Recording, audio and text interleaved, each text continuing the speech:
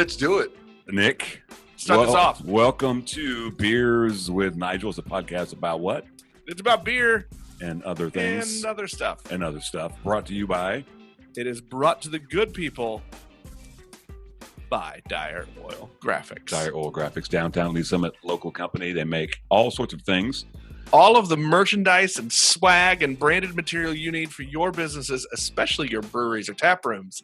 These are the people you should go see. So if you've seen the look, oh look at that. Shout out right there. We're gonna do 15 minutes now on the fact that our guest that we haven't even introduced yet just threw up a quarantine tap room hat. We've already dubbed him most prepared guest. Our guest today is Brett Wooderson. He is the president of ZZ Hops, which is a homebrew club here in Greater Kansas City, one of four. Can I say it's the premier? The premier. Club? I think it's the oldest, if I'm not mistaken. Am I making it up? No, it is the oldest. Right on. Hey, welcome to the show, bro. Thanks for coming. Oh yeah, thanks for having me. Yeah, we've already dubbed you most prepared guest because you had the quarantine cap from Dire Oil Graphics, and let's see what you have in your bag. We said bring beer, and he brought beer. Just show us the whole bag, man. Oh, the whole bag. You want the whole bag? Yeah, he presented this entire bag of beer. We told him, if you're going to be out, you have beer. He's like, well, I'm prepared. So that might be more beer than you brought. Maybe, but my beer is with. It's fine. Whatever. We're not going to have a bag making contest here. So, Brett, what are you drinking, man? So right now I'm drinking a pumpkin spice latte porter that we just finished up. I carved it Monday, so it's still very, very fresh. Freshly tapped yesterday. Nice. So how many taps do you have at your house? Two on the kegerator, but I have 2 kegerators and a refrigerator. It's filled. I'm sure the wife is happy about that. She's thrilled. Does the wife drink of your beers? She does not drink beer. So perfect. She's a cider person. But so you get to make it, and it's all yours. Yes. Pretty smart. That's a good setup. It's a double-edged sword sometimes, though, because I have so much beer that I can't finish it all. Especially when I can't go out and meet people. True. That's true. Let's give our first shout out to Junior. Junior. We're drinking Service. That's stupid. It's Service. That fine lady has been a guest on our show. The least you can do is get her name right. Correct. We're drinking the Restless Soul series. It's the Imperial Porter. It's the Snickerdoodle version. It's quite tasty. Last episode we had the French toast version, and I'm going to tell you this: Snickerdoodle tops it. Oh, okay. Yeah, Courtney, you hear that? Your number one fanboy says Snickerdoodle is better, or he likes it better. So anyway, so Brett, let's get into this, man. President of ZZ Hops. I've been in that homebrew club for 8 years. Never homebrewed ever, but that's a whole different episode. How long have you been in the group now? Oh gosh, I think I've been in the club for 4 or 5 years now.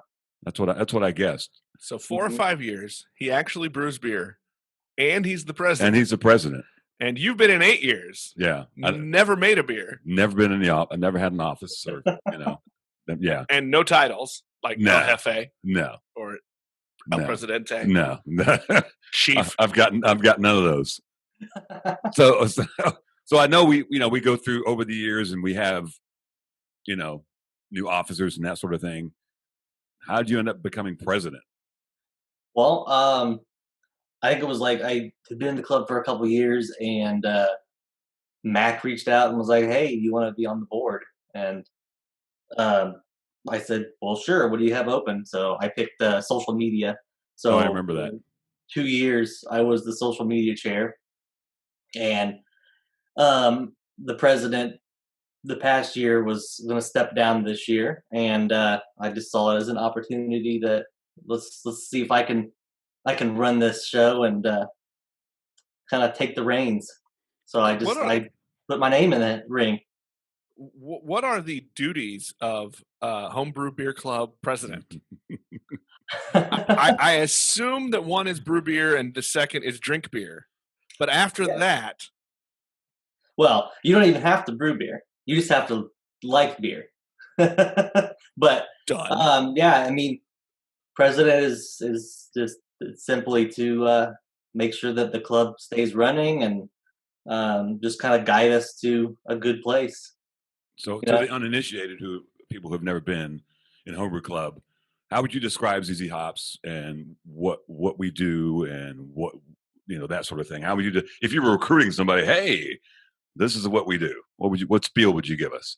Well, I would say that we always use you in our spiel too, Nigel. We don't. As you should. Name, but we're like, we're just a group of guys that like to meet, talk about beer, brew beer, and drink beer, and we're all skill levels from I've never brewed a beer to I'm a professional brewer. Right. So you don't even have to brew beer to be a member. You just have to enjoy it.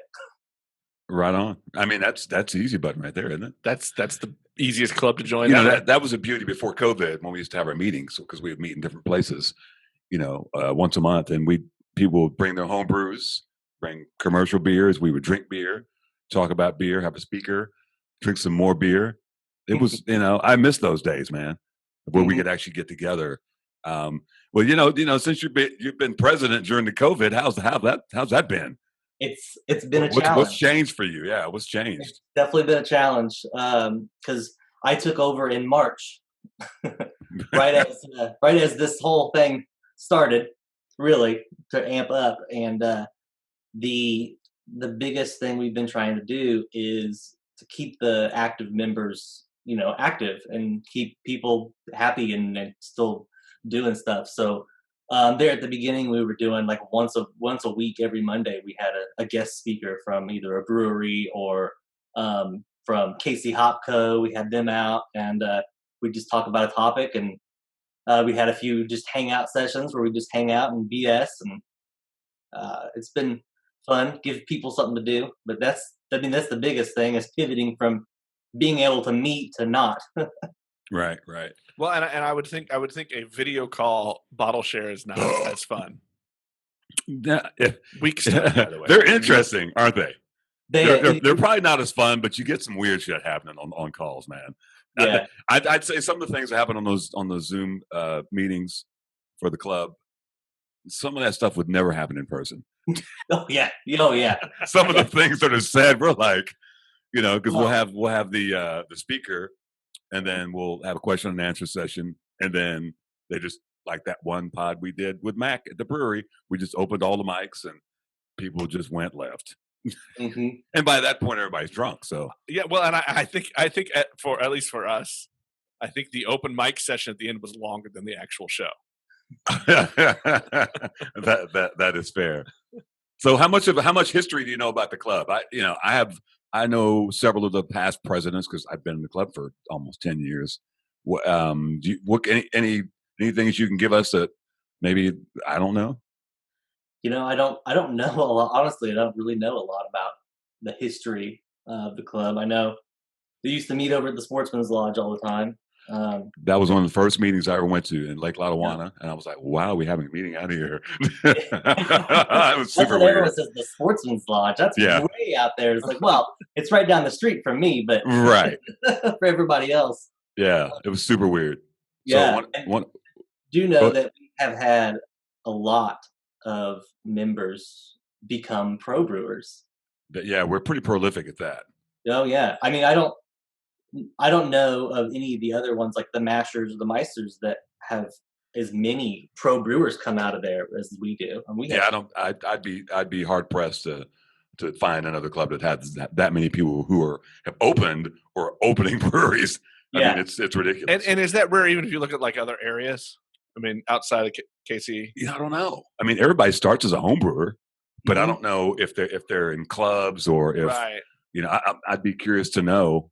One of the things we talked about doing when we started this show was to talk. You're the first club to be on the show, so Oh. At some point, I'm going to get Missouri Mashers or Johnson County Beer, Syndicate, or whatever it's called. I don't think it's called Syndicate, but It should be. Society, Johnson County Beer Society. I like Syndicate better. But I'd be curious to know, to get maybe one of those guys on and find out, okay, how many people have really hopped into, good job, nice, good job, have hopped into gone from home brewer to professional, because that's I can count probably 10 people out of ZZ Hops.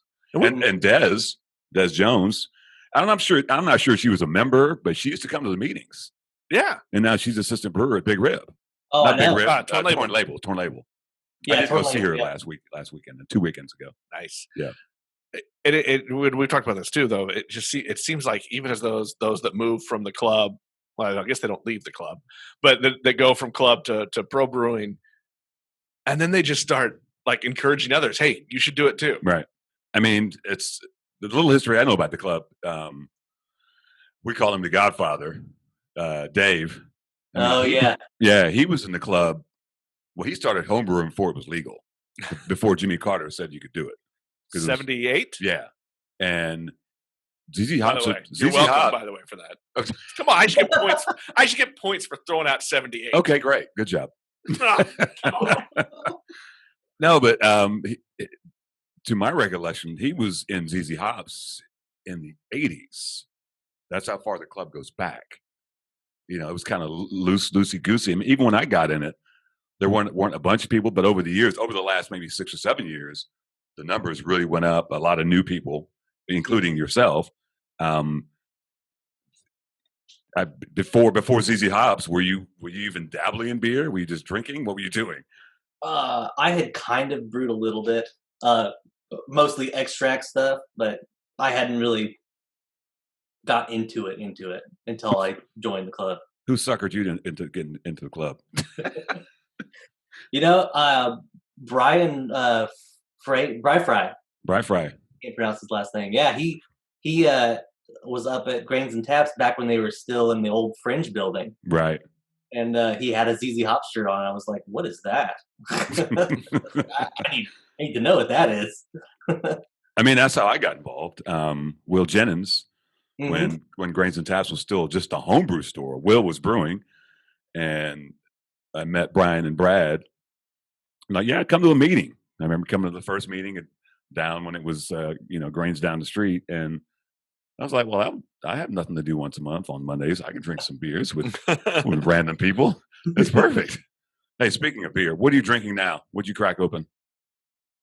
So this is the Fairy Nectar Double Dry Hopped Hazy IPA from Cross Strain.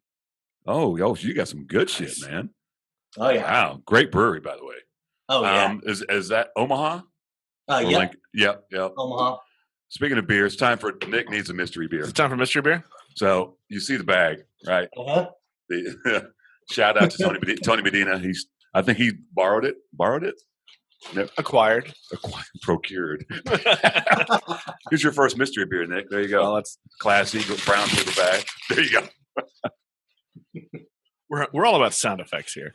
While I get this, we probably ought to get his craft beer origin story. Yeah, I'd be curious to know. Yeah, boy. Yeah, boy. Buoy.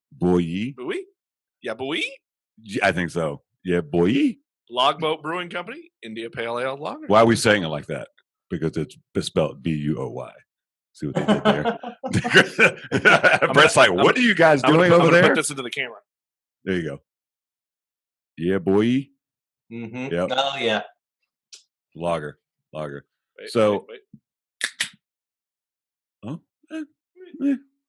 Decent. 6. 6. It's 5. So Brett. So obviously you're a beer drinker. You're a brewer. Mm-hmm. What was your first craft beer that you remember drinking? Any recollection of that? I do, and I probably share the same as a lot of people in Kansas City. But my first craft beer was a Boulevard Pale Ale. Right on. And then I moved from that to the wheat, and then I was like, oh, this is pretty good. Because before that, all it had was like the big macro breweries and stuff, right? The lagers and stuff. But as a little beer can actually be really good. And That's a then I just wonderful. expanded from there. That's a wonderful discovery when you realize beer can be better than what you're drinking. It's not like what you snuck from the uncle's. Yeah.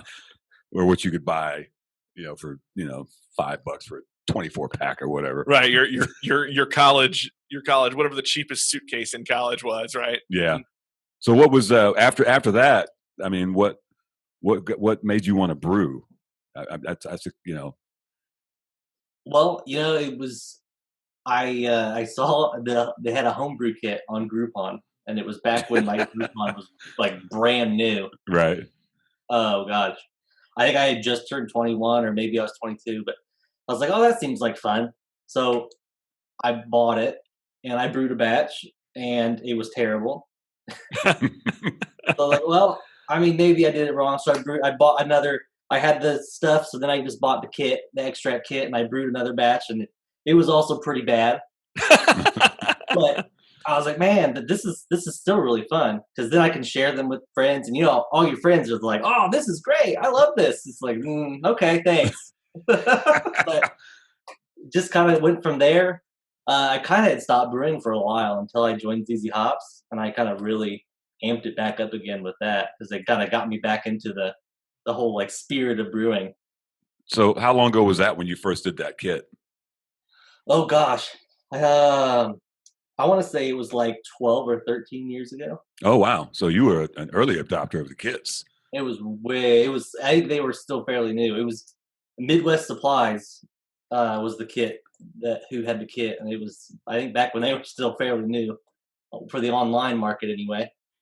I don't know about you, Nick. I like beer. You like beer. I like beer. You like bourbon. I do. Whiskey, things like that. There's never been a time I thought, well, maybe I can make my own ever. You ever? That just never has occurred to me. Well, I like to cook. We've had this before. Right. We've discussed it. And but when I think about, I could brew my own. That just seems too hard. There's too many math and rules, and I don't think it's super hard. Just know on the 5011 beer, what do you call the days? Brew days. Damn. On the, I've been on 5011 brew days. That's a shit ton, by the way. I feel like we need to start having graphics pop on the video screen. Right. Shit ton. Junior. Yeah, I've just never really, I'm like, yeah, that's cool, but I don't think I want to do that. Because people ask me all the time, you should open a brewery. I'd be awesome, but I'm not going to be the brewer. I'm going to have somebody else do that shit. Yeah, there are people that are already really good at it. Yeah. I want to drink their beer. Yeah. So when you 12 or 13 years, you said, in between when you did the kits and then you got into ZZ Hops, was there, what was that thing that said, you know what, I'm going to try it again, but this time it's going to be good? I mean, that seems like a little perseverance there to be. I had two that I didn't like. Yeah. I just, talking to the guys in ZZ Hops, and you join the Facebook group, and everyone's there. It's just if you have questions or anything, everyone's always willing to help and jump in and just lend a hand. But I mean, the way they talk about it, I was like, well, maybe I can do this. And they gave me a bunch of pointers, and I went back home and I decided I was going to brew again, and I brewed a watermelon wheat extract beer, and it turned out pretty good. It was a little extracty, but it turned out really good. And that was when I decided that I needed to get away from extracts, and I was going to do all grain. So that's when I upgraded to the all grain system, and that's where it really took off. I would think that that's a level of brewers seem to be, tinkerers, right? They Right. like getting in and messing around with all that. Doing shit. Yeah. Well, but I think that move from extracts, right, to that next level, like that's got to feel real good. Like, I'm in it now. But that's pretty impressive, though, to say I'm going to do, the extract, fuck them up a couple of times. And then the next one, you're like, I think I'm ready to make that leap. That's pretty ballsy. I went 1 for 3 at the plate. Right. I'm swinging for the fences this time. I'm all in. So once you did that wheat, where you're like, okay, I can handle it. So when you jump to the all grain, how'd that go? I did the first all grain, and it was scary going into it because I'd never done all grain. I had my little 3-gallon pot that I would brew with my little extracts that I would pour in, and that was easy. And then I went to the all grain, being you had the mash and the sparge and all the big words back when you don't really know how to brew, and it seemed scary going into it. But then you start doing it, and you realize, oh, there really isn't much to this. It's a lot of just sitting around and watching. There's that. But the first I did it was an amber ale, and it turned out awesome. And I was like, okay, You're on to something. I think switching from the extracts was the way to go. And I converted that watermelon wheat recipe to an all grain, and it is still probably the fan favorite. I've brewed it so many times I can't even count anymore. And I bring it to all the festivals, and everyone just eats it up. They love it. Because, you fast forward to those, from those stories. I remember the first time you came to Blarney Brew Off. Mm-hmm. I think was that your first festival? That was my first festival. And at that point, because that was maybe 4 years ago, 3 years ago? That would have been more than the 3 years first ago, I ones, think. right? Yeah, probably 3 years ago. Yeah. At that point in your maturation of brewing, how many batches in were you at that point, you think? Because because when you came to that competition, when you came to that festival, Mhm. the shit that you had, I was like, oh shit, Brett's got it down. Yeah, and really, we weren't that many all grain batches into it. We did maybe three or four, and then it was that toward the end of the year, and we're like, I think we should do competitions next year. And Blarney was coming up, and we signed up, and I think all the beers we brought, except for the watermelon wheat, were first time out, first time we'd ever brewed them. We did my favorite still was the Bring 'em to the Yard, the milkshake IPA. Yeah. Back before milkshake IPA. Before milkshakes were even a thing. He did one of those. They weren't even a thing, and we Yeah. did it. And then here, fast forward 6 months to a year later, and it's like they're everywhere. It's like, oh, hey. You get to label yourself trendsetter. Yeah, you're a influencer. Yeah. Yeah. You should probably just walk to the other bars and ask for royalties. I copyrighted this like 3 years ago. I'll take my cut. I will say, Brett, you do some good beers. I just said do. You do some good beers. That was terrible. Anyway, 5 points. No, it's not. That's not even worth the point. I didn't mean to say it. That's the thing. It's crazy though, because you've kind of become quite prolific at these competitions. You've won a few things. Tell us about that. Yeah. So 2 years ago was our first year. 3 years ago, whenever we started, was our very first year at competitions. And our goal was, if we can make it to the top half, then, I'll be thrilled. If we could just be that top half. And we were just about the top half. I think we were like maybe 3 up from the middle on the first 2 competitions. And then we had 3 beers at Blarney, and we entered a few of the random BJCP judged competitions. And at the end of last year, or the end of that year, I was like, okay, next year we're bringing it. And we brought 7 beers to Blarney, which is ridiculous. We started brewing in December for March, because we basically brewed every single weekend, and we had all the fermenters full, and we were juggling beers and just rotating things around. But we won first place. Yeah. In that one. So what was that like? You're probably like, oh shit.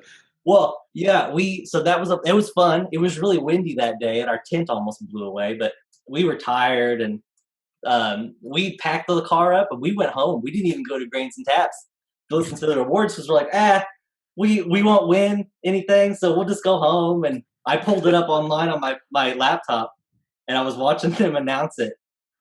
And he said Flyover Brewing.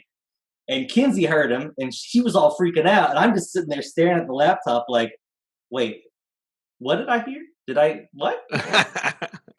And she's like, put the dog away, get in the car, we're going back to Grades and Taps. That's awesome. So, yeah, and then we did a few more, and we I think we took home maybe 5 or 6 medals last year.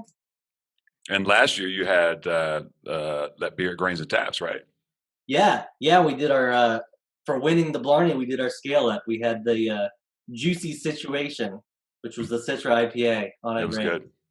Yeah. So what was that like getting, you're doing your homebrew system and you win this competition and now you get to go to Grains and Taps and brew like 50 gallons of your own beer. What's that like? I think it's crazy. It's still surreal having a beer on tap at a place like that. And just going into it, the biggest thing was, okay, so what beer do we want to brew? We got to pick a good one so that people like it. And then you go and you go from doing a bag of grain that's like 13 pounds to these big old 50-pound bags of grain that you're dumping in. And you're doing handfuls of hops, and then the big system you're doing cupfuls of hops. Right. Just throwing these in here. It's a almost a surreal feeling. It's really cool. Is that just simple math expanding your recipe? Is because I look, I don't like math to begin with, but I think I would go from my home system that would fit on this table, and then I'd walk into the behind the fence there at Grains and Taps, and I'd probably just freeze. Yeah, I mean, I didn't do any of the calculations and stuff to scale it up. We just sent Brad Fry the recipe, and he did all the math and stuff. But from what I hear, it's not a simple just adding more grain and stuff. There's like a science behind getting the right the right amount of each of these. Yeah, that's what I was wondering. Yeah, what that's like to. It's pretty complex, really, to get the right number. So it's not just adding taking this and say, okay, we're going to double it, so just double everything. You got to really think about it. Right.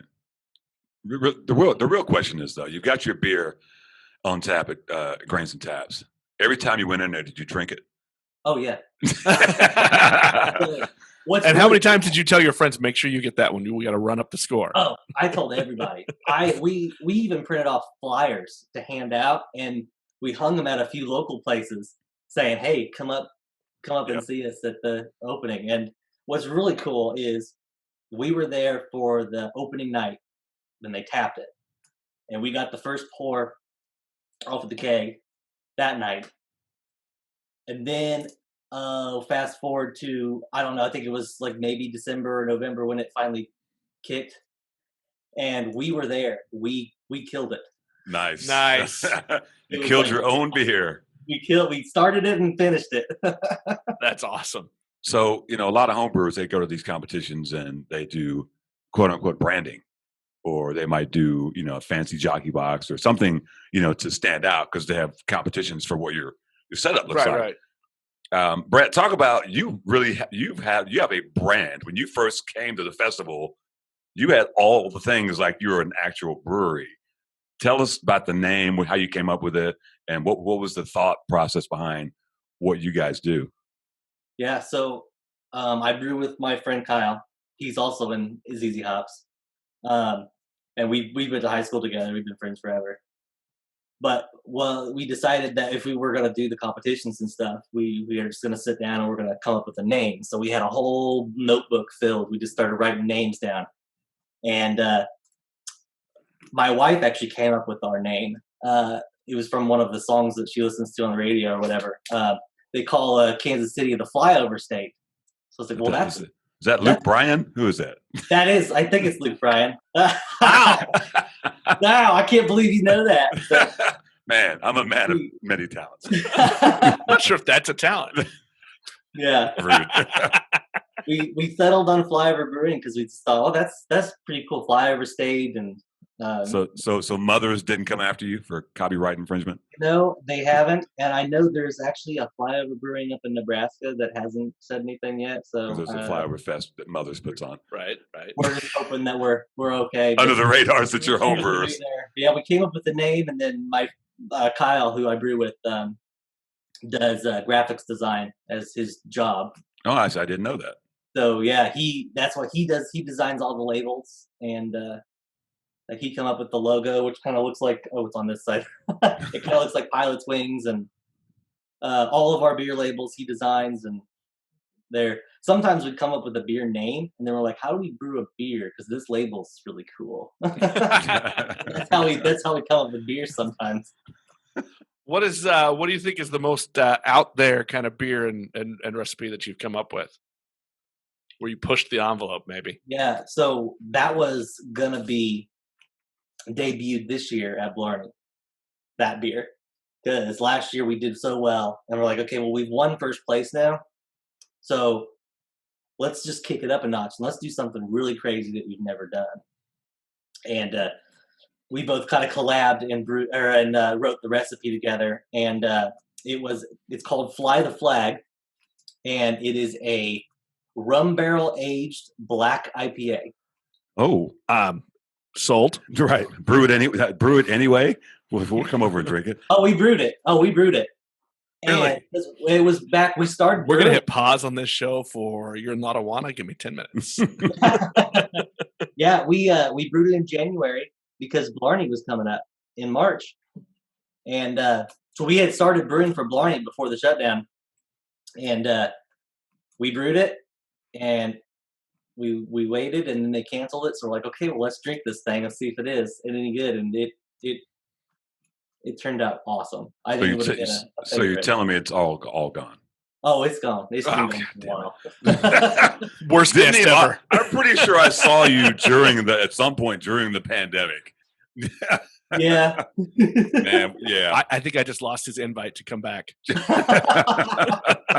One and done, baby. Yeah, but we will definitely be brewing it again. It turned out. That sounds fantastic. Yeah. Yeah. So do you have any styles that you like to drink more than others? What's your jam?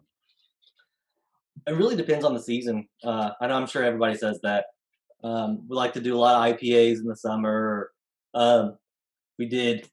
We have the watermelon wheat that's always a fan favorite, and we got a pool last year. Luckily, so this year we got to enjoy it. So we brewed a poolside pounder.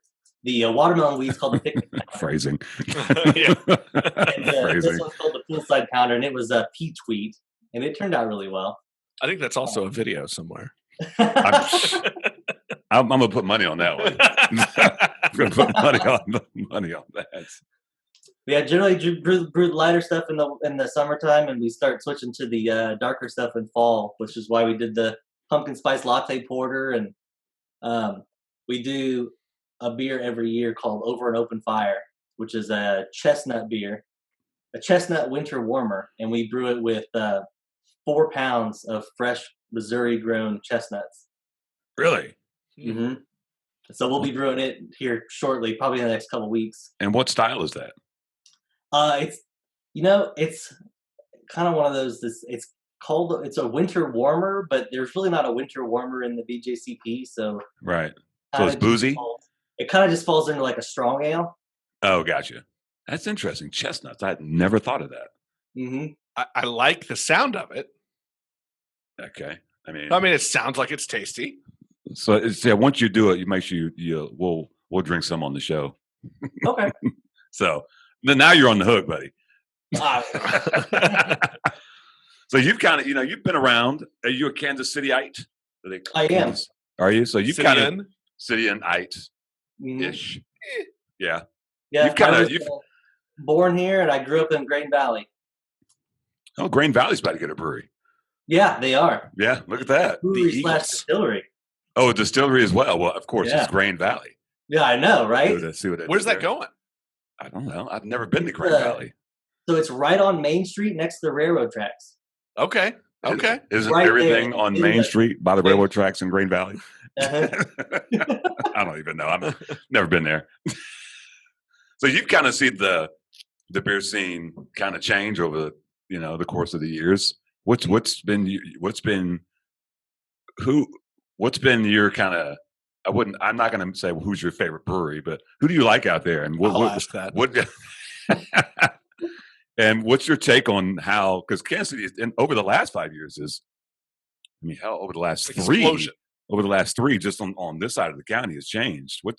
What's your take and who you digging? Oh yeah, it's crazy how it just kind of exploded. It went from we had a handful to now we don't have enough time in the year to go to all of these unless you go every day. Um, but yeah, there are quite a few. I like to go to the local ones around me, like the East 40, the Wind Shift, Diametric, and Grains and Taps and stuff like that. But I mean, I really like the stuff that Big Rip's doing out there. BKS, like your shirt, that they've got some killer stuff. If you can get it. I know. Oh gosh. I haven't been to Service yet. I was gonna try to make it out there this year, but it hasn't really. I haven't really done the Kansas side yet, but 6 of them are alma mater's pretty good. Right. There's just so much out there. It's hard to really pick a good favorite. Well, I don't. Yeah, I can't say I have a favorite, but I have places that I'll like. Oh, those are on my rotation. Yeah, I have frequent establishments. Yeah, I can't say that that's my favorite brew because I mean, just all of them are doing such different things too. Because you can go, like you said, Service has this oatmeal cookie beer, which I'm gonna have to have. Yeah, that sounds amazing. Yeah, she's kind of killing it right now. Yeah, you know, I kind of like it. Yeah, he has a shirt that says Courtney Service fanboy. So there's that. Maybe they're pretty all right. Well, it looks like Nick's out of beer. So yes, mystery beer number 2. I am out of beer now. Uh-oh. So big brown paper bag. You know, you just said too that like they're all doing different things. Out at Service, she does a lot of kind of funky. I call them the dessert beers. Right. You get a lot of everybody's doing the milkshake and the hazy. But I mean, is there kind of a?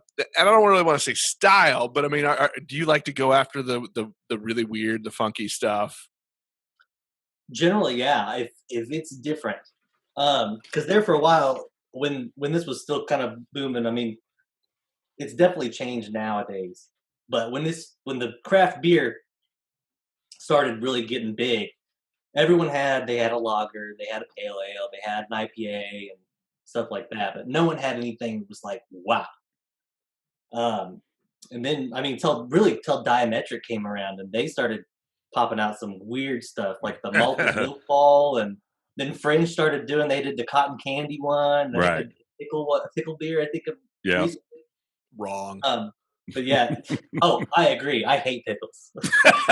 My man. Oh pickles. God. Bad. Oh God. Food of the devil. I can see a Brett fanboy of Brett shirt coming soon. It's just gonna be brotherhood. That's all it is. Yeah. Pickle haters. the anti-pickle. Something interesting out there. I'll definitely try to check it out. Will you drink the pickle beer though? Will you try it? Not even try it. Wow. Now, I tried one. You got to give me credit. Nigel brought me one, and I tried it. So it was horrible. Windshift had a cucumber. Right, the cucumber blackberry. And I tried the cucumber. No. No. See, here's the thing. I like cucumbers. Why ruin them by pickling them? I don't like cucumbers either. So. So he's worse than you. I'm just all around. What do you think about St. Louis? How do you feel about St. Louisers? I mean, St. Louisans. Sorry about that. You've probably heard he has disdain for Cards fans. St. Louis in general. Well, I'm a Royals fan, so there you go. Look, if you grow up here, it's a birthright. It is. Did you crack another beer, Brett? I did. What we got? This is Brownie Points. Wow. It's from where? Maplewood. Oh yeah, Maplewood. Yeah, it's a late St. Louis brown ale with vanilla. Chicago. Nice. Oh, right on. Nick, what you got? From Vanessa House Beer Company, we have Firework Fight. It's a sour ale.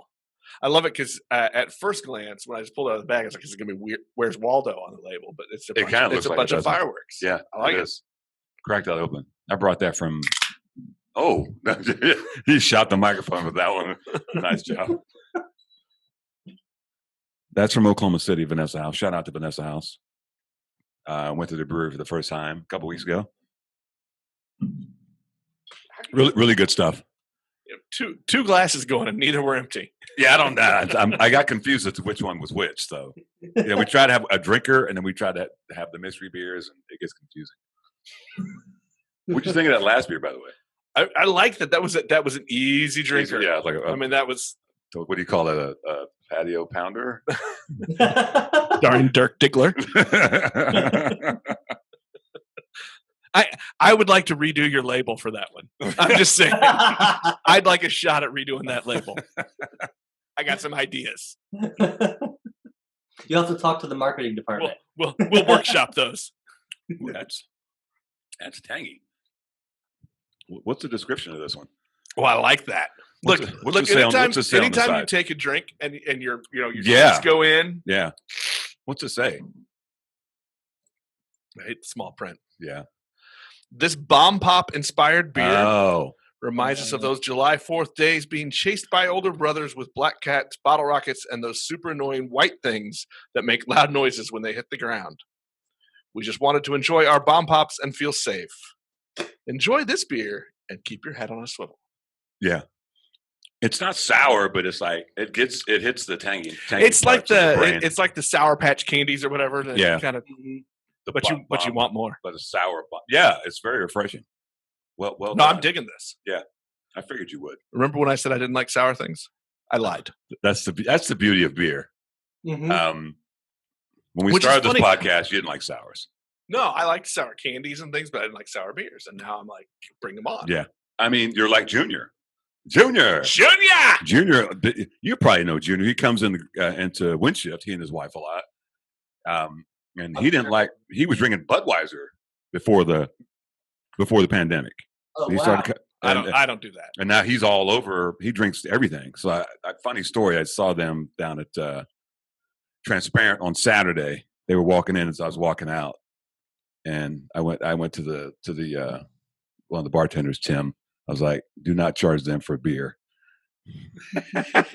And so they show up to Windshift later that night. Motherfucker, you bought our beers? I'm like, yeah, gotcha. I said, beer it forward, That was fun to be able to do that to somebody. So sometimes you gotta. It's a nice little thing. Nigel's a good egg. A good egg. I've never been called an egg before. Every once in a while, I do words that you don't know, you don't like. That's true. That is, you do. Yeah, you do have some weird dork. words. You did bring dork back. You did dork. I'm making dork sexy again. Dorkiness. So what's next for ZZ Hops? I know you guys you just had a competition. What was the competition you guys just did? So we do it every year around August, which is when the drafts for football season are out. So we do a fantasy draft, but instead of drafting like players, you draft beer ingredients, and we have a set board with beer ingredients on it, and you have to draft a certain amount of ingredients off the board, and then you have to brew a beer with it. Nice. So it's always really fun, and it always gets people to sometimes come out of their comfort zone a little bit, because sometimes we have some crazy stuff on there like bacon or donuts or just some weird. We had tree root on there one year. So making some sarsaparilla. Exactly. Yeah, it's just kind of gets people to brew something that they wouldn't normally brew, and I think it turned out really well, even for being remote and not being able to meet. We still had a pretty decent turnout. I think we had 6 people turn in. So, what they come up with? What kind of beers? Oh gosh, I have the list here actually. So he's prepared. Most prepared guest of all time. Yeah, most prepared. So we had a Munich Dunkel with raspberry soft drink, Gongilo chilies and bourbon, a specialty IPA with frozen mixed berries. We had a spice and herb beer with coffee, peanut butter powder, and cocoa nibs. Helles Bock with pineapple. Stout with pecan pie and glazed donuts. That one was interesting. And then we had another spiced beer with apple, cinnamon, and chipotle peppers. Wow. Wow. So what was the winner? The winner of this was the Helles Dunkel with pineapple. Huh. That sounds weird. That last one sounded actually like it might be good. It does sound weird. Let's see, the last one. Yeah, the last one did sound weird. It sounded like it'd be good. Second place was the pecan pie and glazed donuts. Yeah. And then So third actual was, pecan pie? I guess, yeah. It's specified because we had pecans on the list and we had pecan pie on the list.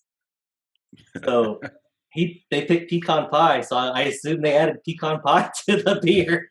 That's awesome. I mean, that sounds like some shit that Courtney would do. Or I would be shocked if she hadn't already. I'm sure she has dumped like a whole something of something into her beer. I'm positive she has. Yeah. I mean, look, if there's a crazy dessert or breakfast food, she's made it into a beer. Yeah. You missed out on the whole pickle series, though. I'm okay with that.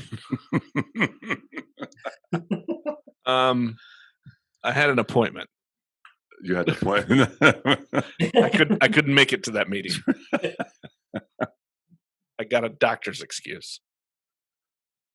So, what are you thinking of the sour? I like the sour. That's pretty tasty. I was taken aback at first because we just went from like a lager to that, but it's actually really good. Well, you went from a porch pounder, patio porch, pool, pounders. That's all the pounders.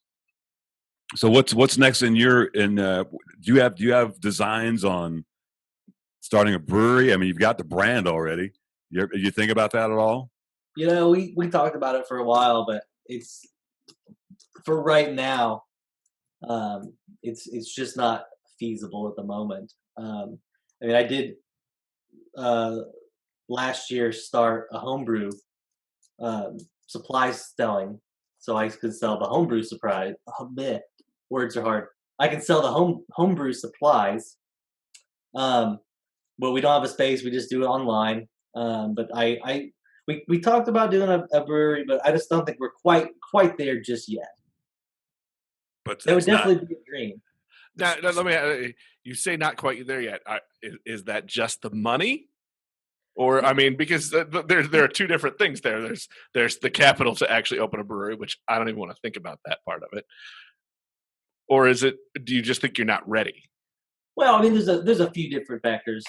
I mean, definitely the money would be one thing, and then another thing would be losing my insurance. That's always something good because I'm very accident prone. I can't go through a brew day without cutting myself or breaking something. So there's that aspect as well. And then location, got to find the location, and there's a lot of factors. And I think that at the time that we are at right now, we're just not ready to go to that scale. I think Kansas City could do what Oklahoma City does. They have the Brewers Union. So let's just say the three of us wanted to start a brewery, but we didn't have the capital to do a building or whatever. So you go brew your beer at the Brewers Union. Oh, so nice. There's several breweries in Oklahoma City, Vanessa House being one that started out at the Brewers Union, and Angry Scotsman and another one that now have their own locations. But before, you would brew your beer, you would still distribute it because Oklahoma City has some weird, I'm not sure how they do it, but even the smallest breweries, they might be on tap at another bar, at a tap room, or they might be in the store on the shelf.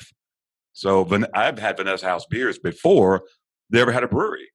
So it's very interesting. I'm surprised Kansas City doesn't have something almost like where we are right now here, Bridge Space, right? Being a business incubator. Like Independence has a kitchen, right? Like that. So have a brewery incubator for those who are want to perfect their shit. They're on the cusp of yeah, I want to do a brewery, but I want to do it right now. I want to because I think I'm going to say Vanessa House was at the Brewers Union for 3 or 4 years, still brewing their beers, right? Aren't there a couple of breweries around that have like a separate system that they let? I know Crane does. Crane has their pilot the program. pilot system, yeah. Because I know Taylor Jones has been in there brewing some beers. Brian Smith did some stuff over there. Eric's in there now doing some beers. Yeah. But he's the head. Eric Pagler? No, Eric Claycamp. Is he really?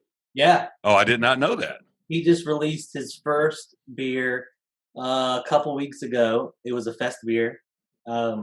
He's got like 2 more that are brewed. One of them's getting kegged tomorrow, and another one's going to be transferred over to something else as well. So they have a PSL coming out soon, I believe. Very nice. That's pretty cool. I did not know he was over there. Yeah. I mean, good on Crane for letting folks come in and, screw up some shit. If it's bad, they don't have to. Yeah, they don't have to put it out if it's bad, right? Right. Now, are they nice? That was an 8. Are they? 9. Don't get greedy. Are they putting those on tap like inside Crane, or are you just? Yeah, as far as I know, yeah. As far as I know, that's awesome. I mean, yeah, I went up and picked up a crowler of the fest beer that he put out. So that Eric put out. Yeah, that's something. Maybe that's my entry into the game. Get a place and you can come brew your. I don't have to brew. You can come brew your shit here. You pay a little bit of rent or whatever. Yeah, that's actually. I'd be curious to see how the Brewers Union did it in Oklahoma City because it's quite the unique concept. I know other cities do it. I know in Pittsburgh, Pennsylvania, there's some places that will let you come in and brew your beer. Actually, the one of our future guests, Stacey Ayo from England. This bloke, he doesn't have a brewery, but he's distributing, but he's brewing on somebody else's system. So until he decides to, hey, I want to jump in and open my own spot. So there's definitely a formula for that. Right.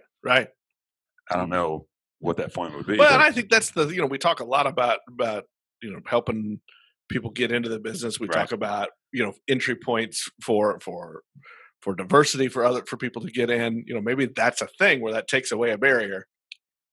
Yeah, I will give a shout out to Letitia Cook and Dom Cook from Culture. They have that. It used to be it was a book originally. Right. Now it's a nonprofit. They just started a job board. And it's taken off. Yeah. So basically, the whole, we can't find any minority candidates to work in beer.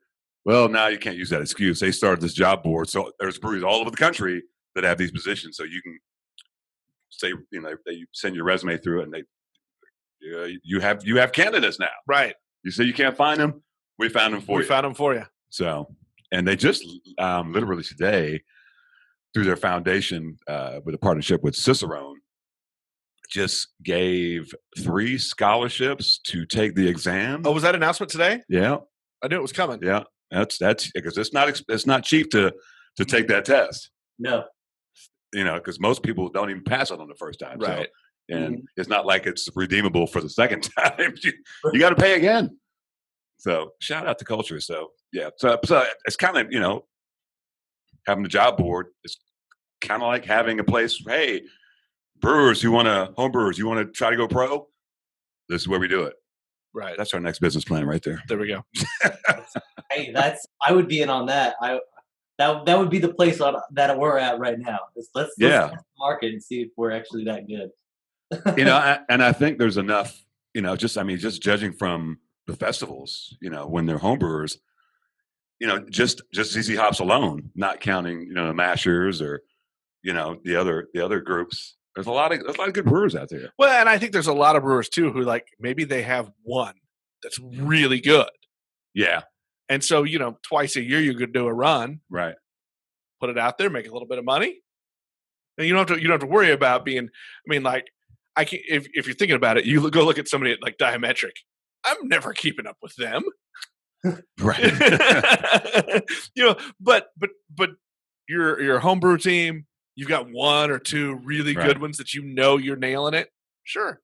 Yeah, because I think about some of those festivals and some of the other groups and some of the beers that they bring always, to those festivals. You're like, man, that's a good ass beer.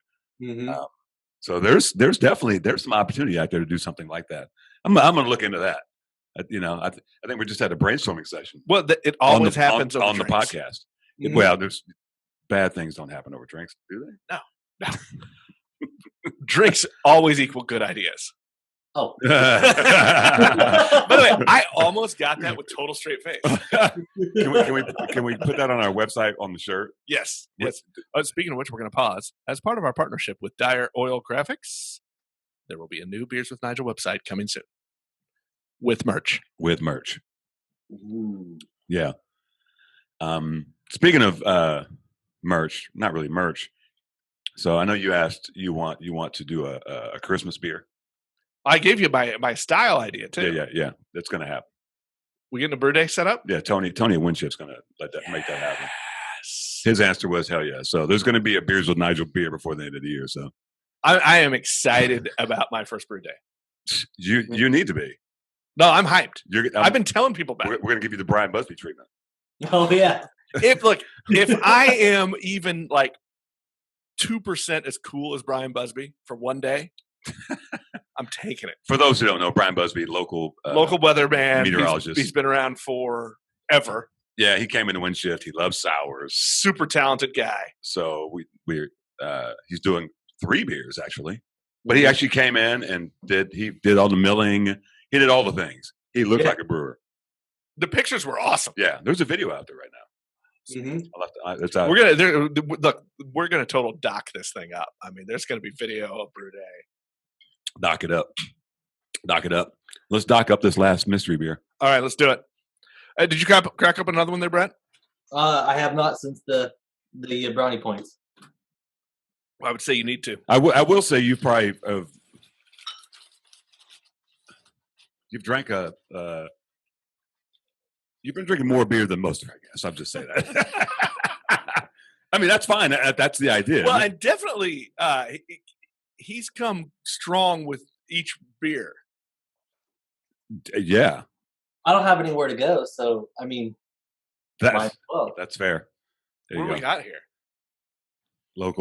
Local Strange Days Brewing.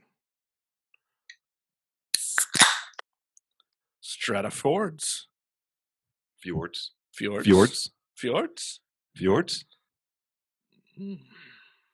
do we got here? I don't know what that is, but I don't either. There's no description except for 6.7. Should I look it up? Sure, why not? Strata Fjords. Yeah, let's. It always makes good audio when we pause to look things up on our phone. Well, just keep talking. Oh, that was impressive. Thank you. That was like a 7.7. How do you get the 0.7? I mean, was that the finish? It was strong. Brett, what'd you pour this time, buddy? This is the Ella on Holiday, the dry hop lager by Pathlight. Oh, those are cool little labels.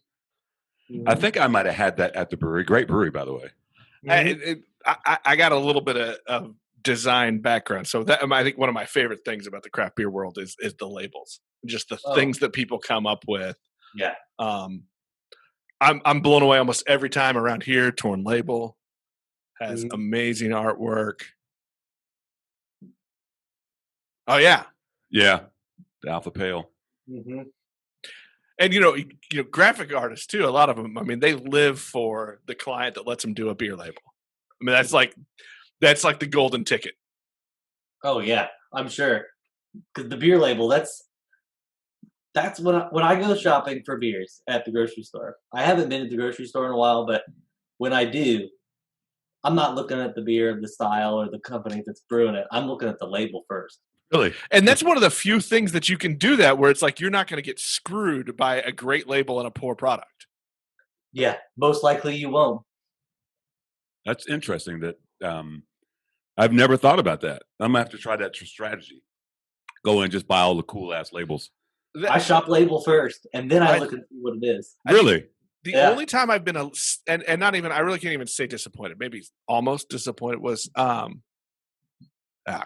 Now my story's horrible because I just went blank on who it was. It happens. Over in Lawrence, they do the funky beers. They've been around a while. Near Lawrence. On Mass Street. Rogue. Who? One of their beers. Oh, dang it. I'm lost. Never mind. Never. We'll edit that out. No, we won't. No, we won't. We don't edit. Look, even when we screw up, it's out there for everyone. So Strat Fjords is a hazy IPA, and I'm guessing it's Strata hops, I guess, because Fjords there's several different versions that they do, and this one is the Strata.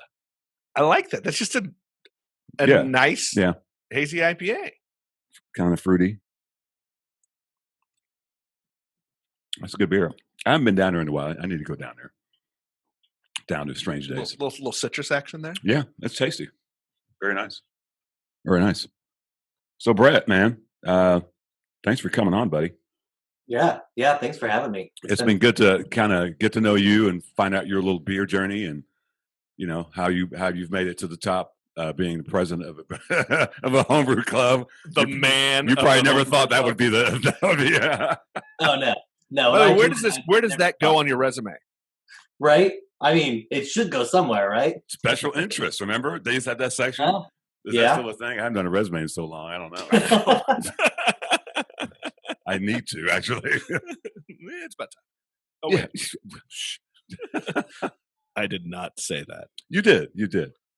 But hey, no, we appreciate it. It's again, you're the first homebrewer representative, except for that weird, that crazy shit we did a while back. But they're representing the whole club. It's pretty impressive. So I'm sure we'll post this on the ZZ Hops page, and they'll probably give you hell for it. I'm sure. Oh, sure, I'm sure, but it's fine.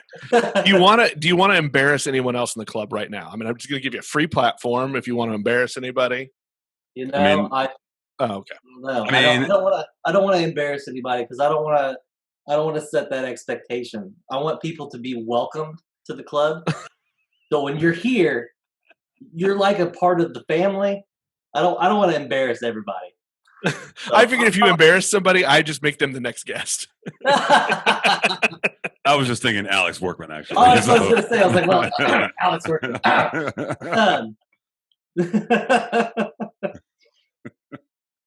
Any parting words from you? Parting words. I've never asked that before. Wow. No, where can people find you? If Flyover Brewing, ZZ Hops. How do people, reach out for those sort of things? We have websites for both. We have a Flyover website and we have a ZZ Hops website, zzhops.com. But Facebook is where we keep most of our information up to date. So just check us out on Facebook at Flyover Brewing or at ZZ Hops. How about the homebrew supplies? Homebrew supplies is at Just Keg It. Just Keg It. Nice. Pretty good. Yeah. How surprised were you when you went you typed in to see if that URL was available and it was there? Oh my gosh! So my wife came up with that name too, and she's like, "Let's do Just Keg It," because when I first started, I was like, I just want to do kegging supplies. I don't want to do like the grains and the hops and all that because that stuff's like expire. It could expire, perishable stuff. Let's just do the stuff that isn't perishable. And she's like, "Let's do Just Keg It," because that's what you're doing. And I was like, "Okay." And we typed it in, and I was like, "That's surely taken," and it wasn't. And I was like, "Okay, we're doing this tonight." Hey, I'm going to offer you a suggestion here and a piece of advice. Your wife seems to have all of the good ideas. You should probably not screw that up. Yeah. Well, we just hit 5 years on Saturday, so. Well, there you go. Congratulations. Yes. Happy anniversary.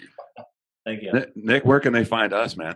You can find the Beers with Nigel podcast on Apple Podcasts, Google Podcasts, Spotify, pretty much any of your favorite podcast apps. Facebook as well. Facebook. Beers with Nigel. Beers with Nigel. Twitter. Beers with Nigel. What else? Vimeo.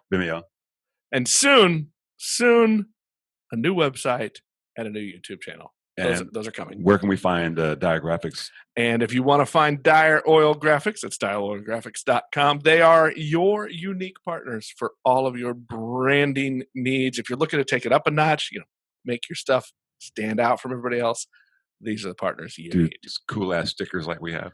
Look, have you seen our stickers, Brett? I have. They're pretty cool. They're dope. I love it. That's his design. He gets all the credit. I did. I think he was drinking some whiskey one night. I did get rather intoxicated and make that design. Like I don't have a lot of winners in my design portfolio. That one I like, but the folks over at Dial Orographics, they made it work.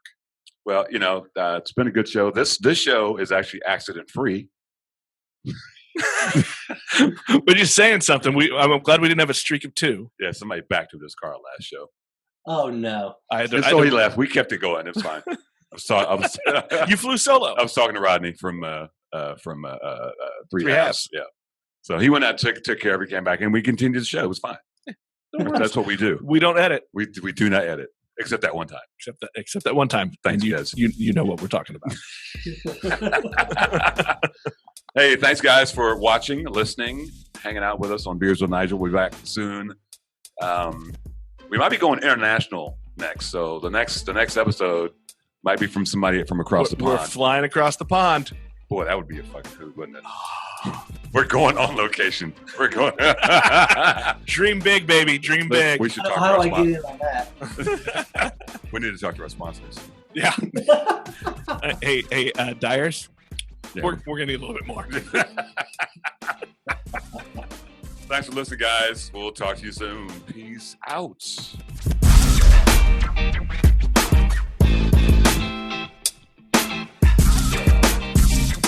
You have been listening to Beers with Nigel, a show about beer and other stuff, hosted by Nigel Woodbury and that other guy, Nick Parker.